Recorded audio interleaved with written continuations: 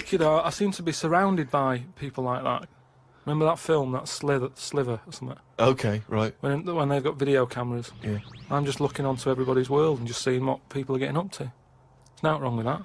Brilliant. That's why I like washing up. We were talking about famous mantras and sayings and things. Yeah.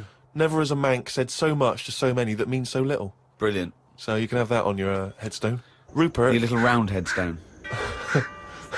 Rupert's in the Isle of Man. He says, I don't know if you knew this, Carl, but apparently octopus's testicles are located in their heads.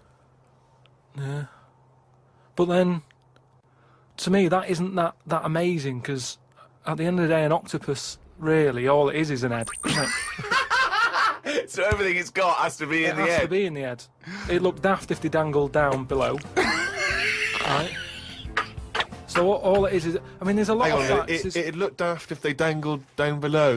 I'm wondering, but that could almost be the B-side to... B-side to Knob at Night. I Could Eat a Knob at Night. James Round says, Carl, if you could be anyone in the world, who would it be? Dead or alive? Why would you choose to be a dead person? No, but sometimes, like... There's people who are now dead, but everybody raves about them. What I mean is, if... Oh, just answer the question. Who would you be and why? It's someone you admire or you think had a good life. Just answer the question. But what I mean is, it's good to be remembered, like Winston Churchill is remembered as being a decent bloke, but I wouldn't want the hassle that he had. So I don't want to live his life. Right. But it's good to be... You'd like to be Winston Churchill, but you'd like to have a paper round instead of... saving the world. Yeah. Well, that's what I mean, but is he saying whose job would I want to take on? It's not that complicated. The question is this: if he could be anyone in the world, who would Carl be? That's the question. That's all the information I've got. A lot of responsibility on a lot of jobs, isn't there? So, some of the names flowing through your head now? I was thinking Bruce Willis. I never expected that! I never expected that! So his responsibility in your mind is what? Saving people who are trapped in a building with terrorists? Well, yeah, maybe, you know, his worries are different worries. With, you know, people who have a lot of money come other worries. Yeah. Do you know what I mean? So Bruce Willis, he's always going on these marches, isn't he, saying stop war and all that. Mainly because he's got, you know, he's got more to lose if there's a war. He's got loads of houses. One of them's going to get damaged. Whereas if you're poor, you've got the one house. If there's a war, it's like, oh, just end it all for me then. I'm sick of it anyway. Do you know what I mean? Sure. So Whereas Bruce, yeah. With successful life and happy life, there's more for you to lose, is what I'm saying. Right. Like at the moment, because I've finished a job that I've been at for 10 years. Right. I've finished working there, so suddenly I've got my timetable's a bit out, and I haven't got enough of a routine, and I'm a man who likes to know what I'm doing. Right? Yeah. So now suddenly 5 until 7, washing up with no thumbs. I've sort of turned into like an old person, where the little jobs that you shouldn't enjoy are now the main event. So but hold on, how old are you? You're 31, aren't you? 32. 32, and you're pottering around, not knowing what to do with yourself. Well, like yesterday, Suzanne's shoes needed to go to the cobblers, right? I haven't heard the word cobblers. I didn't even know cobblers still existed. I only ever see that in Christmas films made by Disney. Well, I had to go and do that, and that suddenly... Because last time you were going to the toffee shop, and now you're going to the cobblers, next week it's the candlestick maker. But all I mean is, that suddenly is a nice little day out. I'm sort of putting my coat on, going, right, I'll go and see the cobbler now and go and have a chat. Tell me about the cobbler. You didn't come back with 3 magic beans, did you? No, the cobbler's all right. He's doing, he's fixing cobbling. Shoes and that. He's cobbling all day. Have I told you about my Uncle Alf, who was a cobbler? No.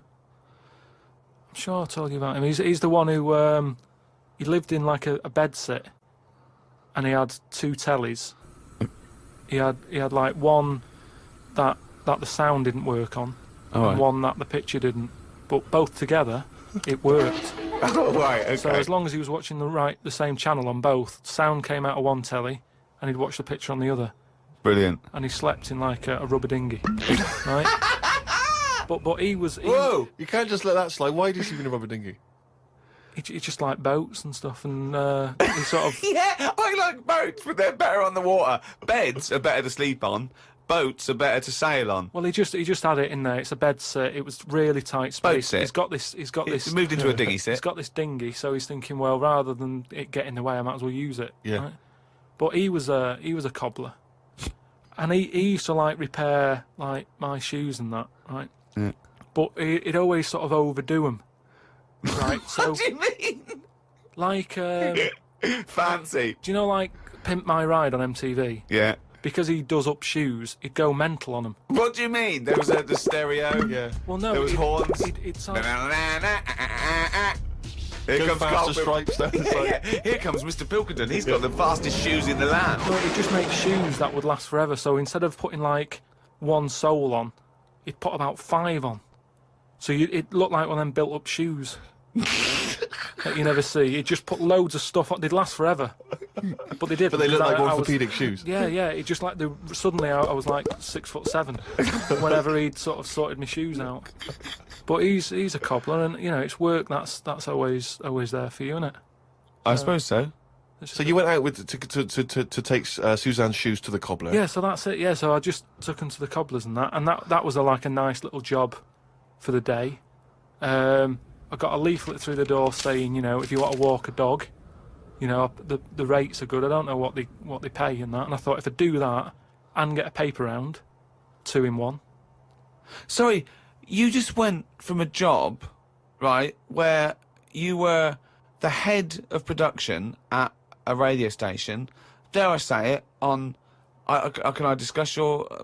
Well, it was an all right wage. Yeah. It was very good. But I wasn't happy, so it's pointless. No, I know that, but to go from the head of a department on a lot of money to walking dogs and doing a paper round, I don't know. No, but it's about being happy, isn't it? I know, but that's commendable if that's true, but...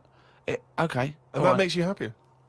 Well, I haven't walked the dog yet, but I'm just saying if I do... I mean, I'm not taking it if it's raining. I'm just thinking if it's a nice sunny day and I fancy a potter, I'll go round to her and say, well, how much are you paying? I'll take the dog a walk and stuff. But I can't believe some of the words that have cropped up. Potter, cobblers, toffee shop. It's very, very strange. Do you live in Narnia? A lot of people are sort of emailing in sort of brainy stuff Brilliant. and getting a lot of stuff about philosophy Oh, yeah. and all that. Descartes, that's another one that's mentioned on an email. Descartes, Yeah. the French philosopher. Yeah. What's your question? Well, he sort of cropped up on an email. Someone said, what do you think of him? And I was like, oh, I don't know. He famously he pondered his own existence. Cogito ergo sum. I think, therefore I am. He was thinking about that. He was thinking, how do I know all this is true, everything around me? And he thought, well, I can see it and I can smell it and I can hear it. And he went, oh yeah, my senses can be fooled. I could be dreaming. But if I'm dreaming, then at least I'm alive. At least I have some sort of consciousness. So if I'm even thinking about anything, I exist. I think, therefore I am. Cogito ergo sum. But we don't need to know the Latin bit. Why is everyone always going back to Latin? It was ages ago. Why is that language always being... And were Latin people always in a rush? Because they seem to be like words for full sentences. Why couldn't they just take the time and say what they want to say? And it's just like, what was the rush? to teach Latin. What about Plato? Right, Greek. Right, now, would you say he's a bright bloke? Yes, I would. I'd say he's a very, very bright bloke. Right, let me tell you this. Right, if he's that bright, you know how he got killed? No. Got hit on the head by an egg.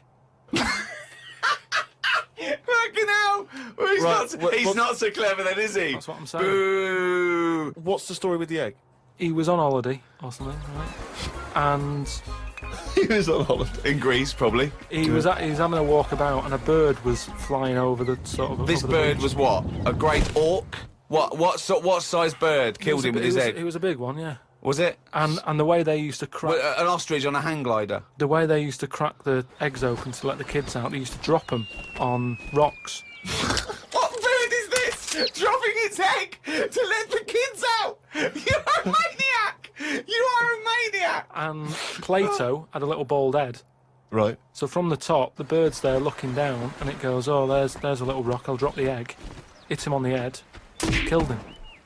Now, this is what I was saying before about... I'm letting too much go now, because I'm so desensitised to his nonsense. I let him go. The bird saw Plato and said, there's a rock down there. Yeah.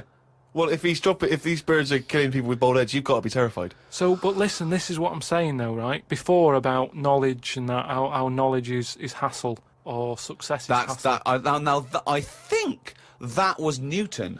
Knowledge is hassle. Now, but why is Plato's intelligence got anything to do with the fact that this bird dropped an egg on its head? Because he was intelligent, and he's probably earning a nice few quid by giving out whatever messages he gave out. Yeah. He could afford to go on holiday to exotic places. If he was working in a factory, he wouldn't have been on this beach with big birds dropping eggs, is what I'm saying. So, in a way, it backfired. His knowledge killed him. And that, I think, was Kierkegaard. His knowledge killed him. He shouldn't have been on the beach. He was only there having a break or whatever from doing what he does. It wouldn't have happened if he wasn't on holiday.